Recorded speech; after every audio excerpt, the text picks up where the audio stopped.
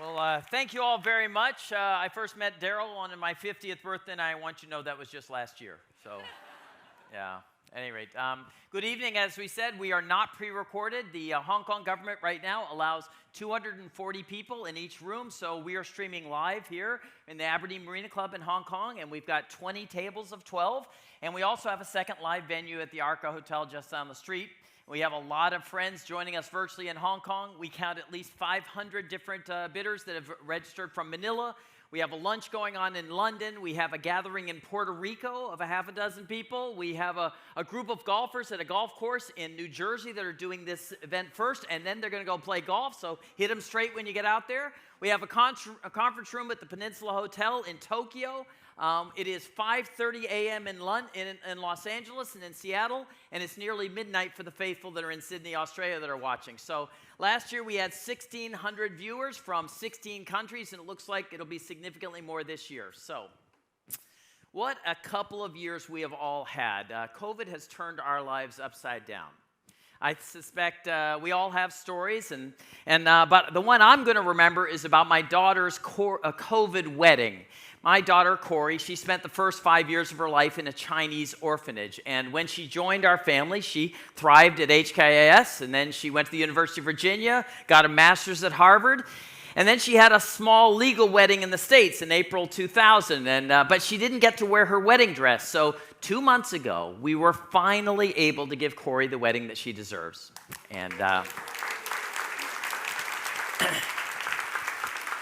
And just yesterday, Corey and James bought their first home. It is emotional for me to see my little girl who started out life with so many struggles to be succeeding so fabulously. So for Corey, for me, COVID has been irritating. I mean, really irritating. 21-day quarantines, that is not a joke, is it? But for the poorest people in our world, the consequences are far more dire. I have been able to see some of this firsthand during the last year. I mean, travel to Hong Kong has been very difficult. Travel to the Philippines has been impossible. But in the last 6 months, I've been able to travel to Africa twice. And I was able to go travel to ICM's newest ministry site in Guatemala. And when I was there, I met Maria. And never in her life has Maria seen a medical professional. Her entire life, through all of her illnesses, through delivering 5 children, she has never once benefited from a doctor or even a nurse. She told us it would be a half a day's journey just to get to the nearest doctor, and the trip itself, without the medical fees, it would cost her more than 2 weeks of income. So she has never been. And that struck me really hard. You know, this year we've all been concerned about our health. Every time we cough or we sniffle, it brings fear to us. But you compare our lives to Maria, who's never seen a doctor in her entire life. So this pandemic has really intensified disparities in our world. For the first time in our history, poverty is going up. The World Bank describes poverty as those who are living on less than $3 per person per day. Below that is a level called extreme poverty, those who are living on less than $2. The World Bank says extreme poverty is a level that threatens someone's survival. But ICM works with ultra poverty. That is those who live on less than 50 cents per person per day. Those ultra poor, those are ICM's focus. And before the virus even hit, their lives were unimaginable. Among our ultra-poor families, average income was just 28 cents per person per day, 14 pesos. And 29% have no electricity. 43% live with an illness in their home. An astonishing 15% of ICM mothers have had one of their own children die. But COVID made all that even worse. 72% of the people we serve say they are earning less now than they earned before the pandemic. And we've seen situations go from bad to worse. So much hunger. Children out of school. It's been going on and on and on for a year and a half. The Philippines has had various lockdowns since March of 20, and those lockdowns seem to change every province, every municipality. It often changes at the drop of a hat. A month ago, Bloomberg ranked the Philippines dead last in COVID resilience, and they were ranking 53 countries. So ICM works with about 10,000 pastors across the Philippines, and we are seeing our partner pastors die regularly. A few weeks ago, we lost 11 pastors to COVID in a single week. A week after that, it was 6 pastors died. This last week, it's gotten better recently. Only 3 died last week. In the midst of all these struggles, I have been astonished by the heroism of our staff. A quarter of our 600 staff have themselves contracted COVID, and all of them have seen their loved ones or their colleagues become ill. They face difficult journeys to deliver goods to people desperate for food. They continue to find courageous ways to empower the ultra-poor. So tonight, I want to introduce you to 3 of our staff, and they're our heroes. This is the story of Lila, and Lila grew up in the 2nd largest slum in the Philippines. Banago is notorious for drugs, for gambling, for violence. When it rained, Lila's home flooded, often up to the waist high inside her home. Lila's mother and father, they worked really hard, but often they were only able to eat 1 meal a day. So Lila, she studied hard, and she dreamed of being a successful businesswoman. When she graduated from high school, her family told her that they couldn't afford college, but Lila was determined, so she went around and asked every single one of her relatives for help with tuition. And one after another, everyone said no. And finally, she went to a more distant uncle, and he was not rich at all. He was a poor fisherman, but he thought about it, and he said, I don't have my own family, so I will help you. But I warn you, I can only afford the government college. So Lila started studying at the government college, and she felt that she wasn't learning enough, so she secretly enrolled herself in the best university in the city, and then she tried to figure out every semester how she would afford the tuition payments. And so she started doing assignments for her classmates for $1 each time, and whatever she could do. Eventually, her mother saw Lila washing her college uniform, and she realized that it was from a different college, and her mother was alarmed. She was worried that their family would fall further into debt, so she told Lila she had to drop out. But Lila was committed. She went to the university dean, and she begged, and he awarded her a scholarship. And after a few years, she graduated, and then Lila got an office job with a good salary, and she and her family were proud. 6 months later, her classmate Annie called. Annie's family were some of the early pioneers of ICM. They needed someone with an education degree to teach some orphans. And Lila prayed about it, and finally she agreed to join. And when she joined ICM, Lila's monthly income dropped by 90%. And her family couldn't understand why she would make a sacrifice like that. But Lila says she felt fulfilled. She used to think that success looked like high-heeled shoes and an important title, but now she's happy, she says, with muddy shoes because she knows she's bringing hope to the poor. Second, let me introduce you to a guy named Glenn. From the age of 7, Glenn only went to school 3 times a week because he had to help out on his parents' farm. Every Wednesday, he had to harvest in the field. And every Thursday, he walked 10 miles, almost 20 kilometers, and he often was carrying more than his own weight in sacks of bananas or corn or rice to the markets.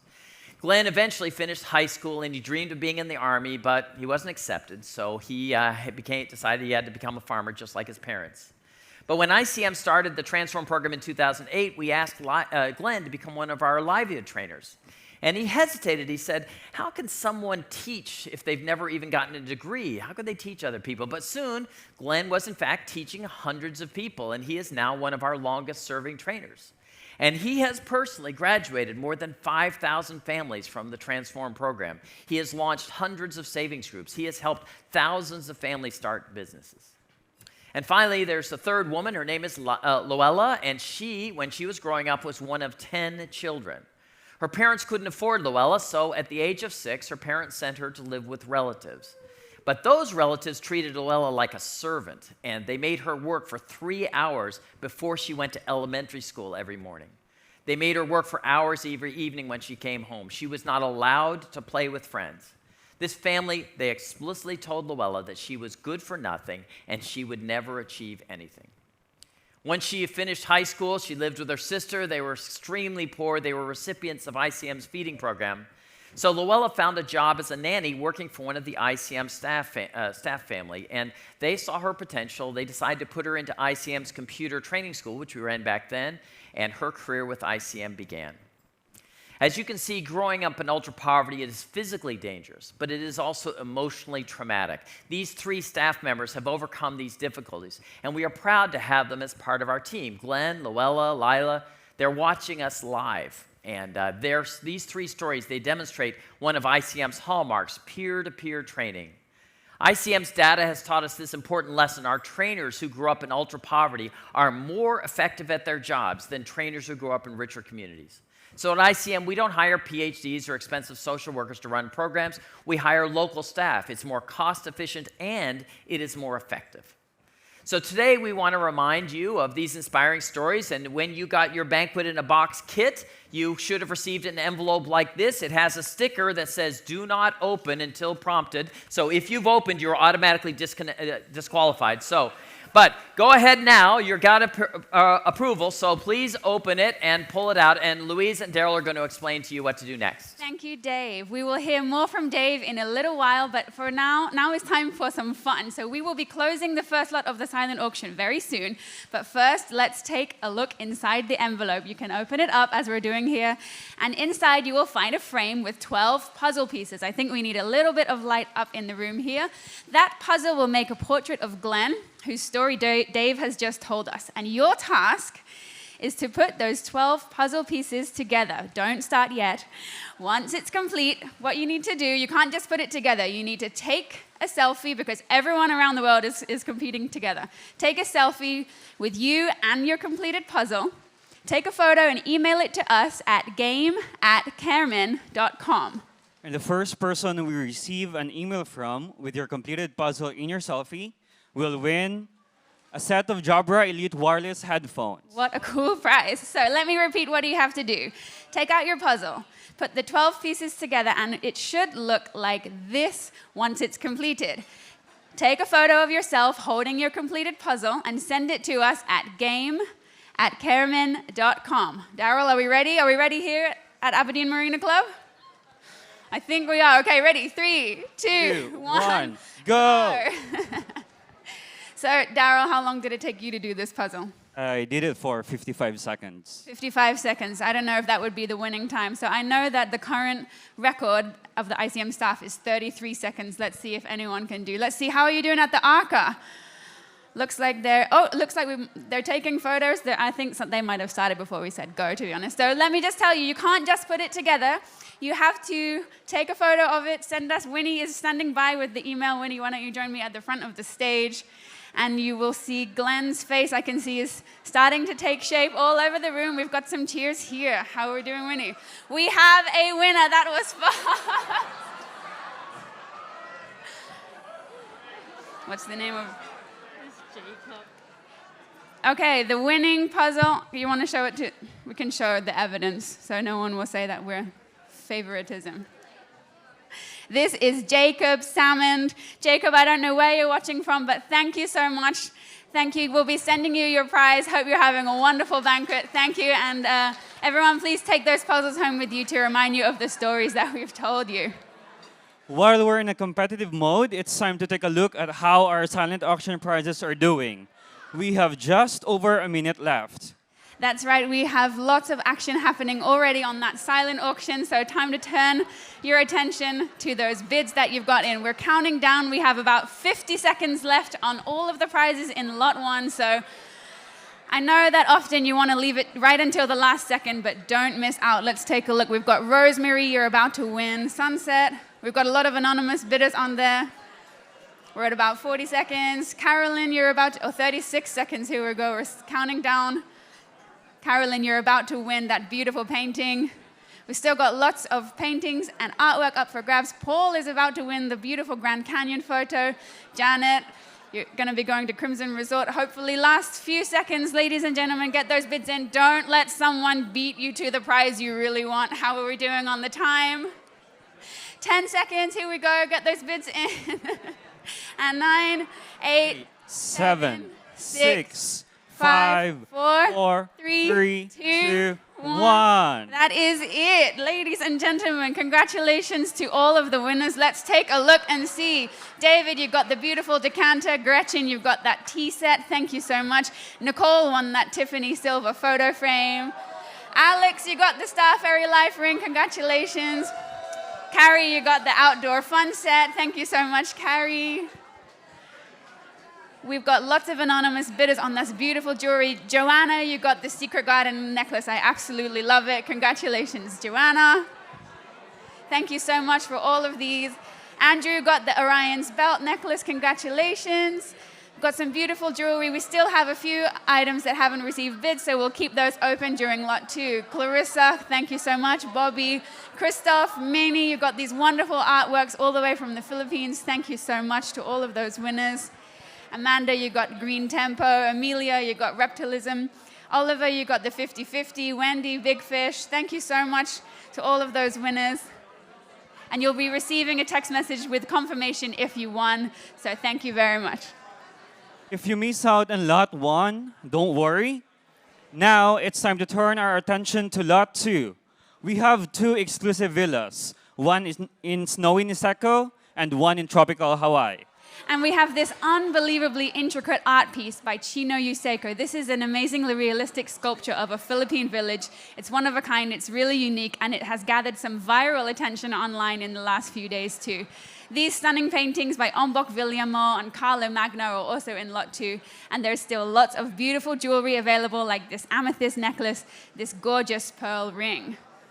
And for football fans, a very, very rare opportunity. We have the signed Chelsea shirt available. As you might know, Chelsea won the Champions League this year, and the owner of the Chelsea team donated this jersey to ICM auction. And this jersey is signed by the players from that team. Thanks to Chelsea, I've got a feeling that this bidding is going to be intense. I think you're right. So, and ladies and gentlemen, may we have your attention once more as we welcome back to the stage, David Sutherland. Thank you very much. I have to just be honest and tell you that after every banquet, there's usually some people that are angry that they didn't win their silent auction prize. They said, you know, I was in first, and then that sneaky guy came in and beat me.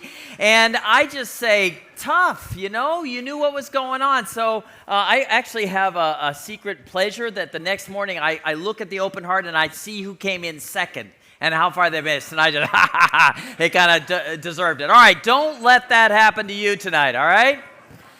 Listen, we are having a great time here. I have missed this being out of Asia for a few months here. How's it over at ARCA? Are you guys doing all right over there? Hello? Fantastic. Yeah, everybody's doing well. Great. Listen.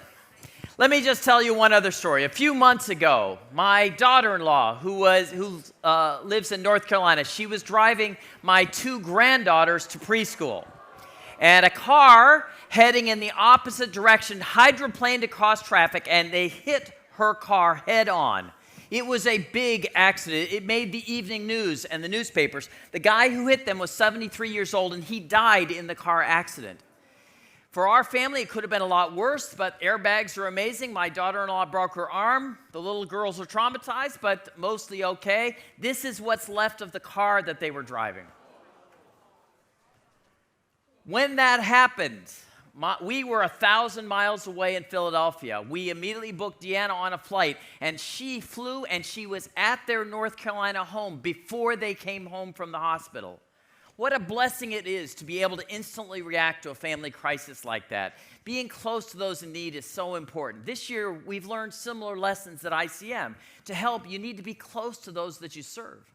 During the lockdowns and in the slums, the hunger and desperation, it's everywhere. If you can't leave your home, you can't work. No money means no food. But ICM partners with this huge network of local churches who are on the front lines. They are in the most remote mountain villages. They are in the deepest urban slums. Often there's no government official where there are, no health clinic, no education systems. But the pastors, they're there. And through them, last year, ICM distributed goods to more than 1 million families. 14 million meals, 1.2 million bars of soaps, 700,000 leaflets of information on how to keep families safe. And we've distributed 300 million vegetable seeds, which people planted in their gardens. It generated at least 30 million kilos of vegetables just from the first crop. And all of that was distributed through our church network. And each of them was distributed and targeted to specific families in the most need. Before COVID, ICM had a huge network of pastors across the Philippines. We were thrilled. We had 3,500 pastors who attended ICM's Thrive meetings every month. But now, during COVID, we are seeing attendance of nearly 10,000 pastors every month, nearly triple before COVID. It's really surprising. So in those early months of COVID, we were focused on goods distribution because the problem was they didn't have food. But since about a year in, we pivoted to our core programs to help families actually rebuild, not just the crisis. So more than a decade ago, ICM designed this 4-month Transform program, and we gathered the 30 poorest people in every community for weekly training in values, health, and livelihood. After only 4 months, people who start in ultra poverty, they increase their income by 107%. There's a 36% reduction in illness, 16% increase in satisfaction in family life, and scores of other life improvements. Over the last decade, we've cured more than 8,000 children of clinical malnutrition. We've supported 12,000 high-risk pregnancies. We've treated hundreds of thousands of poor people for parasites. And we've been able to keep that strategy efficient. Our aim is to limit the fully loaded cost of the entire 4-month program to only $10 per family member. You may have heard me say this before in other events, but we're not talking about $10 a month, month after month, or even $10 a year. That is $10 period to help a family member. But this is key. Transform has achieved scale. Let me illustrate scale with 2 milestones. Here's a photo just 2 weeks ago of a graduating community in Tanhai, Barangay. Transform brought real life change. In this one community, 4 pregnant women were assisted, 4 malnourished children were cured, 35 businesses were piloted. Their savings group of 42 members accumulated $65 of their own money. And get this barangay is the 10,000th community that has graduated from ICM's Transform program. 10,000. Amazing. I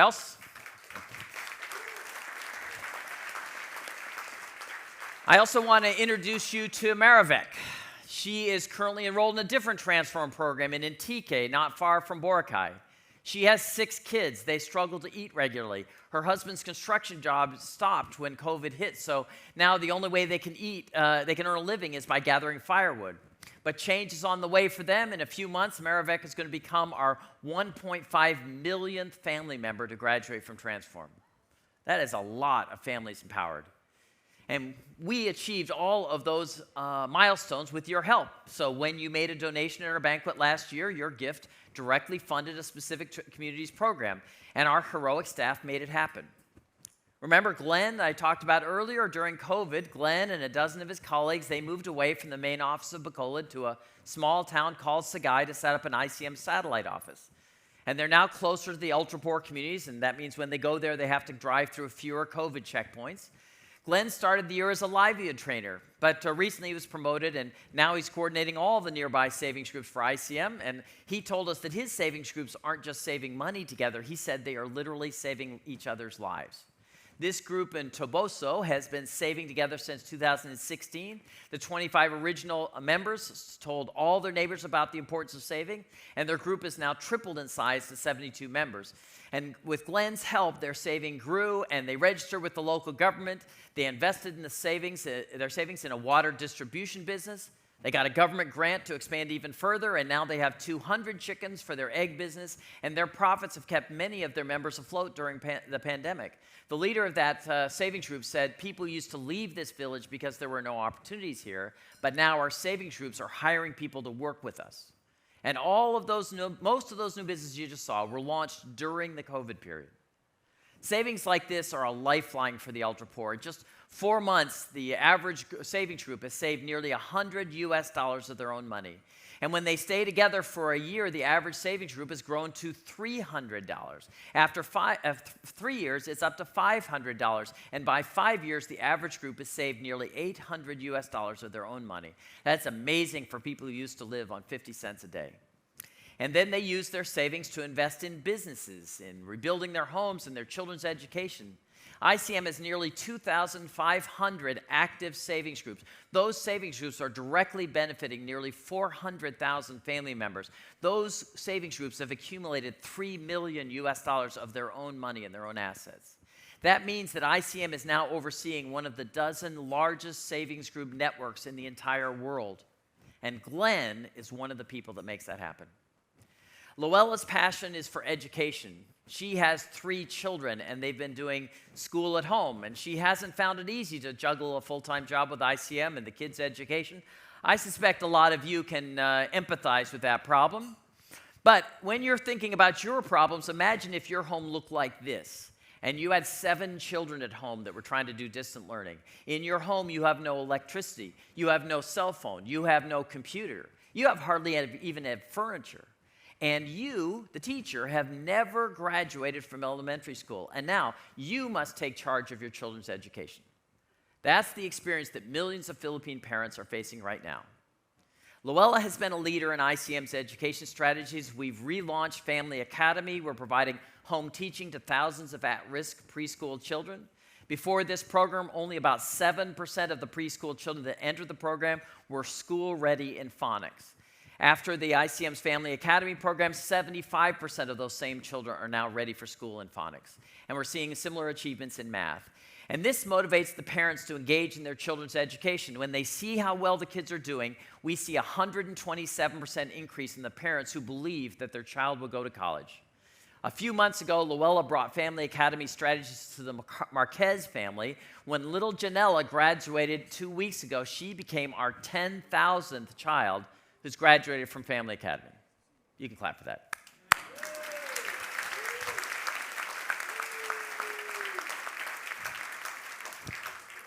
Luella has also conducted large seminars to support local schools and parents. Cumulatively, about 200 ICM coaches have engaged with nearly 2,000 different Philippine public schools, and they're trying to help reach at-risk families. The Philippine Department of Education recognized ICM as one of their top partners.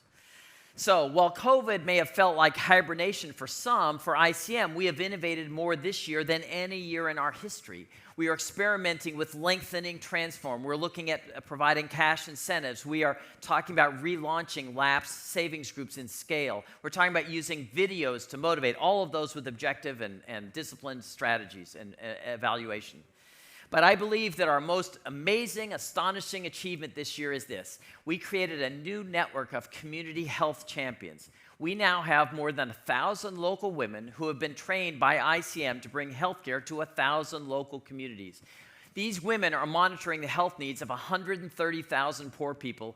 They have so far, in just a few months, conducted 500,000 household medical screenings. We provided a smartphone to every single local health worker. So take a quick look at the Domo technology that powers the technology behind this effort. This chart shows that every day is the number of screenings. It shows that almost every day more than 2,000 health screenings are happening every day, day after day after day. In the last 2 weeks alone, the app assigned 42,000 specific tasks to a specific worker because of the needs of a specific poor family. The ICM workers, those poor ladies, completed 95% of those assigned tasks, almost 40,000 tasks, just in 2 weeks. This detailed bar chart breaks those tasks down to what they did on malnutrition, what they did on TB, pregnancy, postnatal care, and other health tasks. And this chart instantly updates whenever a worker syncs her smartphone. So in just a few hours, when we send you a post-banquet email, I will send you a link to a public Domo dashboard that will allow you any day of the year in the future, you can click on it and you can see how many poor people were provided with health services that very day. It's impressive, isn't it?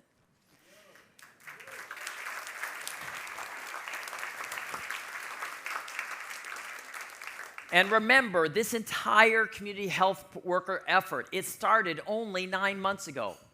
And it won't be long until we'll be able to provide you with those instant Domo dashboards for all of ICM's programs so you can see exactly what's happening. It's just one example of how ICM uses data to drive results.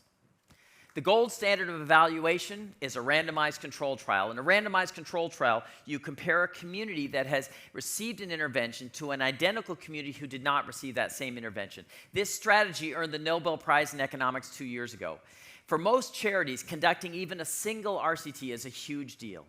At ICM, we conducted 1 RCT over the last 4 months. We've got 2 more RCTs that are running right now, and we expect to conduct at least 4 more RCTs next year. This is all part of our Global Innovation Fund grant in partnership with Dean Carlin and IPA. We hope that we will soon be publishing hard evidence of effective, low-cost strategies that can be used by charities all around the world. And on top of those innovations, this past year, ICM has gone global. Ironic, right? During a year in which travel is so daunting, that was the year that we launched work in new countries, but we made it happen. Lila, who you met earlier, was one of 3 courageous Filipinos who agreed to travel to Uganda to help launch ICM's pilot in Africa. Lila was on the ground helping ICM's new Uganda team start their first batch of Transform in early 2020. But when COVID hit, Lila had to evacuate back to the Philippines. So over the last year, Lila has done a great job to help manage the ICM African systems remotely. And now our 19 full-time Ugandan staff, they're about to graduate their third batch of Transform communities. And then it's gone so well, we're going to double our size in Africa in November. So by the end of the second year, we expect to graduate 30,000 Ugandan family members from the 4-month Transform program. And Lila was able to return to Uganda just a couple of weeks ago. This is a brand new picture, just a couple days old. We also sent Kat from the Philippines to launch ICM in Guatemala. She has done an amazing job. In the first batch, we've graduated 2,500 family members, and Transform is going to grow in Central America from there. I'm really proud of our staff, but I'm also proud of all of you, our stakeholders. When we launched our first ICM Banquet 16 years ago, ICM was a small charity facing overwhelming problems of poverty in the Philippines. How could we even make a dent in such a huge problem? Since then, many of you have put your faith in us. You provided the startup capital we needed to allow ICM to grow. And we've tried hard to be faithful, staying lean and ever increasing in our impact. And each year, you responded with generosity through the ups and downs. You all stood behind us during the Asian crisis, the dot-com bust, the Lehman crash, street protests, and now through a pandemic. Those of you at this event have been ICM's engine. Together, we have all brought life change to 1.5 million people. ICM continues to expand in new areas across the Philippines. We're bringing poverty reduction strategies that were birthed here in Asia to other parts of the world. Over the years, there might have been some danger that some of you might feel that ICM has outgrown your ability to help us, but that is not true. We could not have accomplished all this without you, and we will not be able to continue to help so many people without your continued support. So COVID has been a whirlwind season. I have missed time with many of you here in Hong Kong, and I've especially missed face-to-face time with our ICM staff on the ground in the Philippines. They have done so much in the face of hardship. So tonight, I want to honor those heroes. Glenn, who is a boy, he could only occasionally attend school because he had to haul crops up and down the mountains. That same guy, Glenn, he is now teaching mothers to earn a living so that they don't need to keep their own children out of school. Luella, who was mistreated as a child, is now empowering thousands of children to parents to nurture their own children. And Lila, who grew up in a notorious slum, is now leading the expansion of ICM's programs to Africa. She is bringing strategies that were literally birthed in her backyard to families all around the world. And almost every single one of ICM's 600 full-time staff, they grew up in situations similar to Luella, to Glenn, to Lila. So our staff have overcome tremendous hardships to be where they are today. They know the depths of despair, but they also know the transformational power of hope. And they are working hard every single day to bring people just like themselves to overcome poverty. And so they, the ICM staff, they are all watching this event, this banquet live. And they can see me on the Zoom camera, but the Zoom camera works two ways, so our staff are also able to see most of you. So I hope that you will join me in a round of applause for them.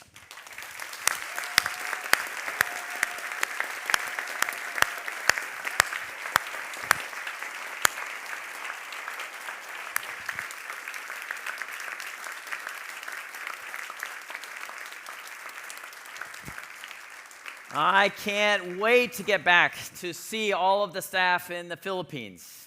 But the pandemic prevents us from bringing participants here tonight, but we are blessed to have a couple of Filipinos and Ugandans that work in our Hong Kong office, so we didn't have to move them. So many of you know Bless and Daryl. They have been part of the ICM choir in the past, and Joy and Henry are finishing up a 2-year training here in Hong Kong, and soon they will return to Africa to help ICM build in Uganda. A few months ago, I was able to travel to Uganda to witness our graduations. It was powerful to see the impact that Transform can have in a new country.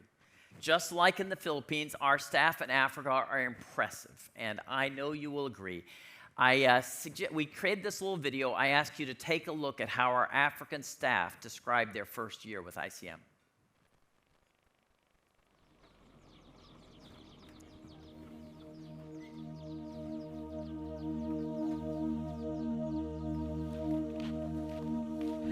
I don't know if we really reach your expectations, but we are so happy that we are doing this and we are transforming the lives of people. Yes. I get to see my dream come true. I get to see those people's lives change.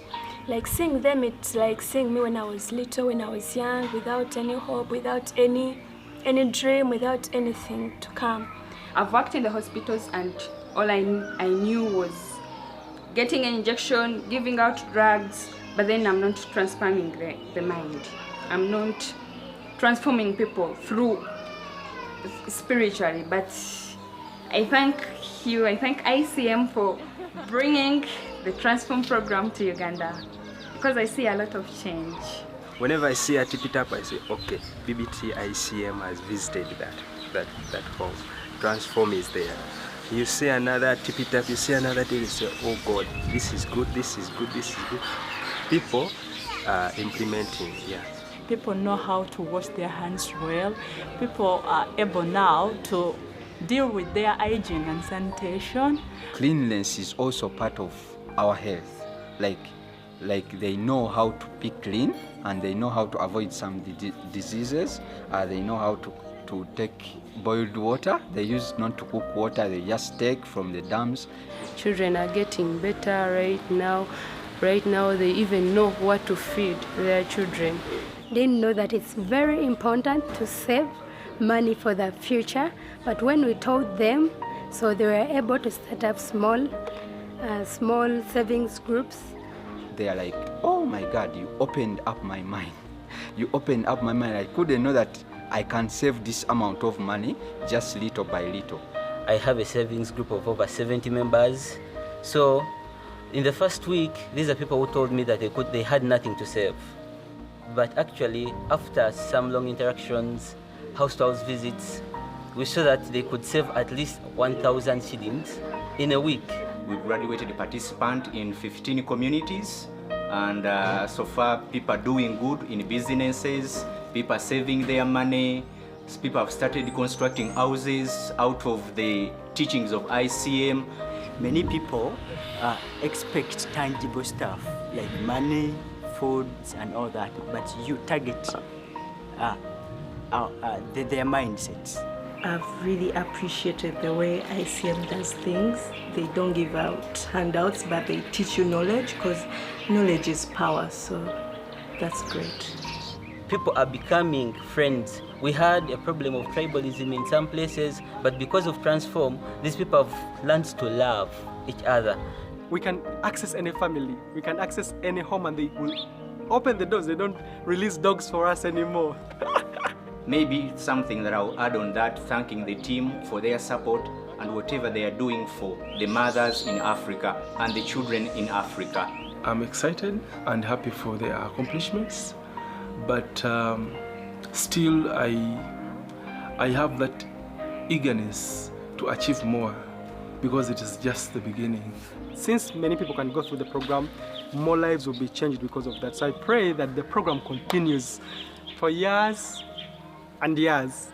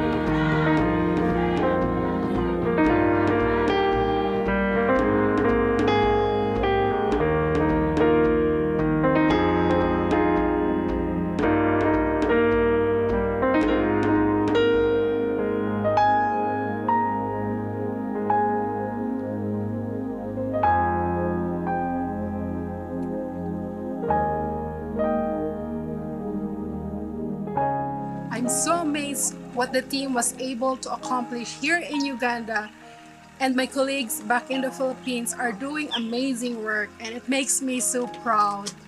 When I go to these communities and meet the participants, I say that they're like me many years ago.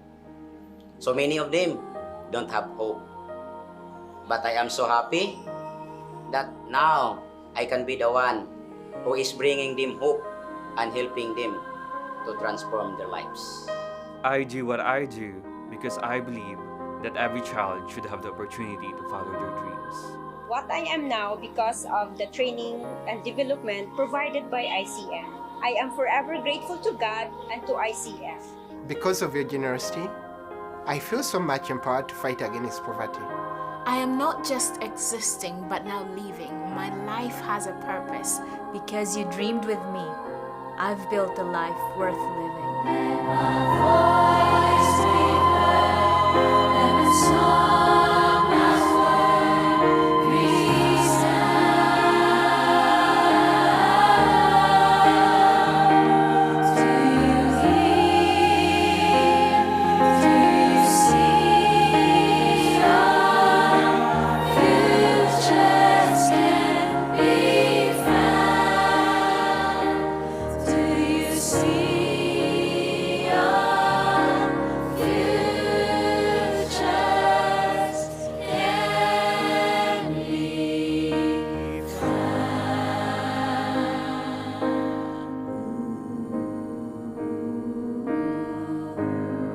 Thank you so much.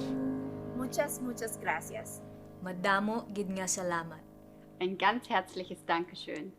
非常谢谢. Mueva leño. Terima kasih. Bahut dhanyavad. 감사합니다. 多謝晒. Asante sana.